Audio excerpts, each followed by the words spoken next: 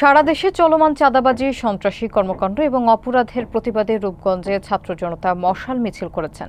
রোববার রাতে রূপগঞ্জ উপজেলার ভুলতা ও গোলাকান্দাইল এলাকায় ঢাকা সিলেট মহাসড়কে মিছিল অনুষ্ঠিত হয়।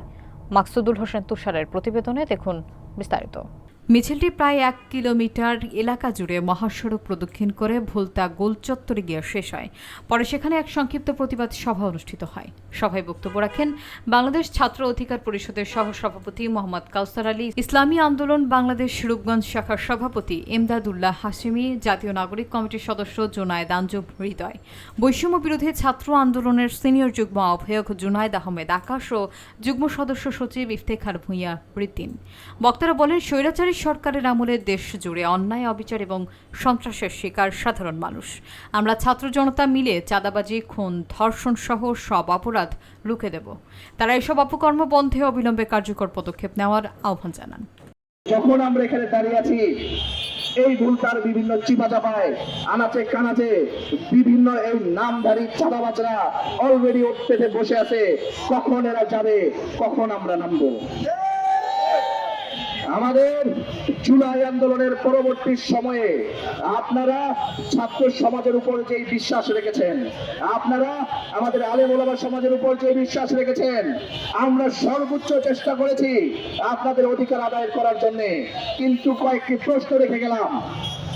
জুলাইয়ের পরে পড়াশোনা রেখে চাঁদাবাজি কি ছাত্ররা করেছে? মসজিদে নামাজ পড়ে আমার মুসল্লিরা কি চাঁদাবাজি করেছে? চাঁদাবাজি কে করেছে আমরা জানি। আপনি ভুলে যাবেন না, আপনার মামাতো বোন আপা কিন্তু অলরেডি বিদেশে। আপনি ভাইবেন না যে আপনার যাওয়ার রাস্তা এতটা সহজ হবে। আগে জানতাম স্টার জলসা দেখান নাটক শুধু আমাদের মা চাচিরা করে।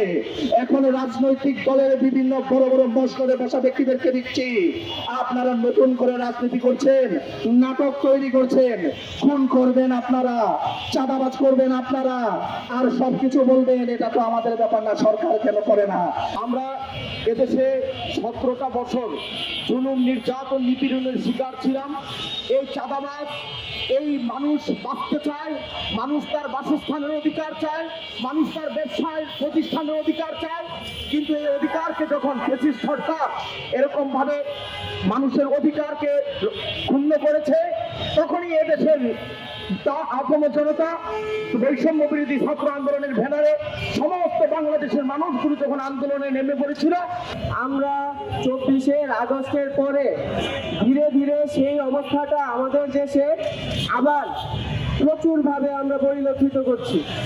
2 দিন আগে আমরা যেভাবে পুরান ঢাকার একটি হত্যাকাণ্ডের অবস্থা আমরা দেখলাম, 2 দিন আগে যেটা আমরা প্রতিটা ইউনিভার্সিটিতে দেখলাম, বর্তমান শিক্ষার্থীরা কোনো ক্ষমতাকে এতভাবে ভয় পায় না যে আপনারা ক্ষমতা হাতে না পেতে যেভাবে জুলুম অত্যাচার আমাদের সাধারণ মানুষের উপর চালিয়ে যাচ্ছেন, সেই ক্ষমতার লোভে আপনারা যা খুশি দেশে চালিয়ে যাবেন, যা খুশি করবেন, আর আমাদের এদেশে সাধারণ জনতা, শিক্ষার্থীরা সেটা মুখ বুজে সহ্য করে যাবে। সেই দিন হয়তো শেষ হয়ে গেছে আমাদের দেশে। আমরা দাঁড়িয়েছি, পিছনে 10 জন দাঁড়িয়েছে। আমাদের আজকে একটু পরে নাই, পুলিশের গুলিও পরে নাই, আর্মি রেড নামিয়ে আমাদের আজকে একটু পরে নাই। আপনারা প্রতিদিন করে দেবেন, কোন চাঁদাবাজ এই বাংলার মাটিতে দাঁড়াতে পারবে না ইনশাআল্লাহ।